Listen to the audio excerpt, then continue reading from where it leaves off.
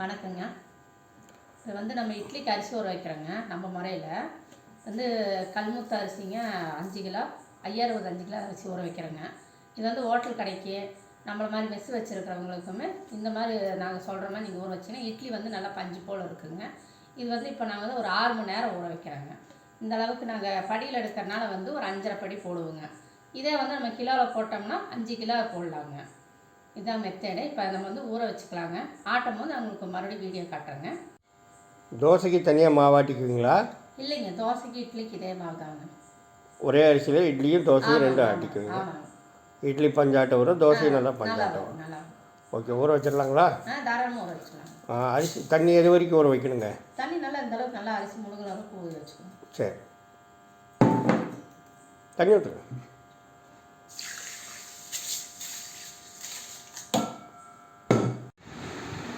ஆறு மணி நேரம் அரிசி ஊறி வச்சுங்க.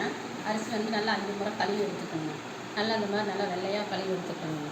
இப்போ அரிசி வந்து நான் கிரைண்டரில் போடுறேங்க. அதுக்கு முன்னாடி கொட்டமுத்து வந்து ஒரு 50 கிராமுங்க. ஒரு 10 கிலோ அரிசிக்கு 50 கிராம் கொட்டமுத்துங்க போட்டுக்கணுங்க. இப்போ கிரைண்டரில் போடணும்ப்போ அதுக்கு முன்னாடி நம்ம உளுந்து வந்து கிரைண்டரில் போட்டுட்டு உளுந்து வந்து நம்ம எடுத்து வச்சுருக்கோங்க. இப்போ 1.25 கிலோங்க. 10 கிலோ அரிசிக்கு 1.25 கிலோ எடுத்துருக்காருங்க. நல்லா பிராண்டடாக வாங்கிக்கிங்க உளுந்து. இது வந்து நம்ம வந்து மினரல் வாட்டர் தான் ஆட்டோனுங்க. மினரல் வாட்டர் தான் வந்து நம்ம ஊற வைக்கணுங்க. இப்போ கிரைண்டரில் போட்டுறாங்க. ஊற வச்சுக்கணும். போட போகிறேன். ஊற்றி போட வைக்கிறேங்க.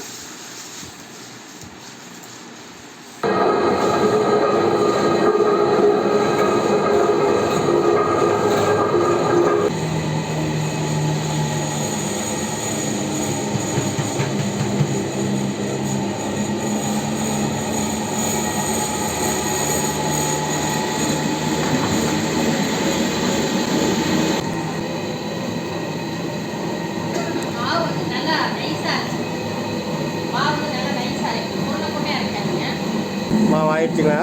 ஆயிடுச்சு.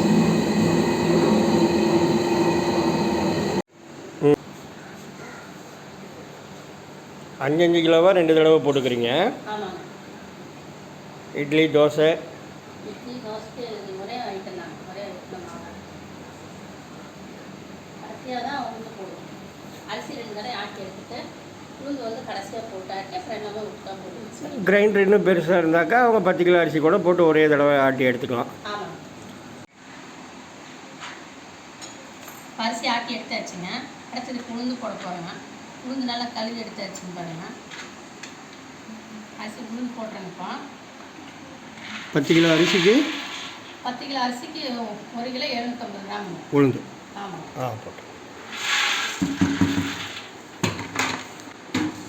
தண்ணி கொஞ்சம் கொஞ்சமாக தெளிச்சு தான் போடணுங்க.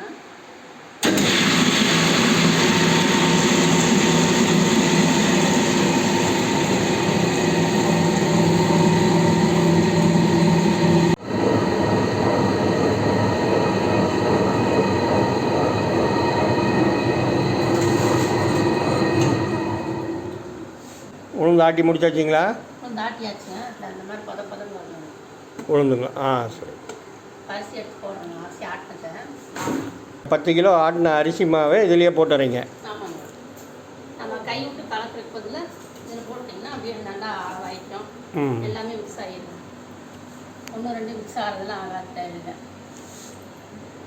1-2 மிக்ஸ் ஆகும் இல்லைங்களா? கையில் போட்டு கலக்கினா 1-2 மிக்ஸ் ஆகும். இது வந்து அப்படி இல்லைங்க. எல்லாமே ஒட்டுக்காக போட்டோம்னா மிக்ஸ் ஆகிடும். இப்போ உளுந்து அரிசி மாவு எல்லாம் ஒன்று சேர்ந்து கொஞ்சம் நேரம் ஆட்டிக்கணும். ஆமாங்க. ஒரு 2 நிமிஷம் ஆட்டினா போதும். உளுந்து மாவு எல்லாம் ஒன்று சேர்ந்து. ஆமாங்க. அதுக்கு பிறகு அரிசி ஆட்டி வச்சுருந்தோம் இல்லைங்க, அது மாதிரி இப்போ உளுந்து ஆட்டியாச்சுங்க. எல்லாம் ஒட்டுக்காக போட்டு மிக்ஸ் பண்ணுறாங்க. போட்டுருக்கேன்.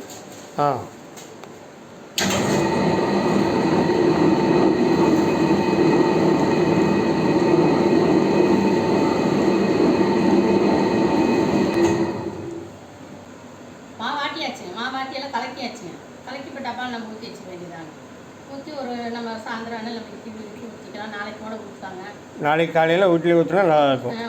ஊற்றலாங்க. ஊற்றும்போது மட்டும் வேணுங்கிற மாவை எடுத்துக்கிட்டு கரைச்சிக்கிட்டு ஆமாங்க இட்லி பதத்துக்கு கரைச்சிக்கிட்டு சோடாப்பு கொஞ்சம் வேணும், அதுக்கு தகுந்த அளவு சோடா போட்டு சோடா கொஞ்சம் உப்பு கொஞ்சம் தேவையான அளவு போட்டுக்காதுங்க. நம்ம இட்லி வேணுங்கிற அளவு ஊற்றுறதுக்கு போகிற மாதிரி மீதி மாவு கரைக்காதுங்க. வேணுங்கும் போது கரைச்சிக்கலாம். மீதி மாவு ஃப்ரிட்ஜில் வச்சுக்கலாம். ஆமாங்க. நம்ம வேணுங்கும்போது வேணுங்கிற மாவை எடுத்து நம்ம கரைச்சிக்கணும். ஒட்டுக்காக கரைச்சி வைக்கக்கூடாது. இட்லியோட மெத்தட் இவ்வளோதாங்களா? இது வந்து இட்லிக்கு தோசைக்கு உங்களுக்கு நல்லாயிருக்கும். ஓகே. மாவு நல்லா நான் பதம் வந்துருச்சுங்க. நான் கரெக்டாக சொல்லிட்டேங்க.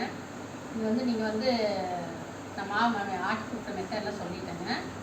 சேனல் உங்களுக்கு பிடிச்சதுன்னா லைக் பண்ணுங்கள், ஷேர் பண்ணுங்கள், சப்ஸ்கிரைப் பண்ணுங்கள். உங்களுக்கு ஏதாவது டவுட் இருந்ததுன்னா கிளாரிஃபை பண்ணி சொல்லுங்கள். வணக்கம்.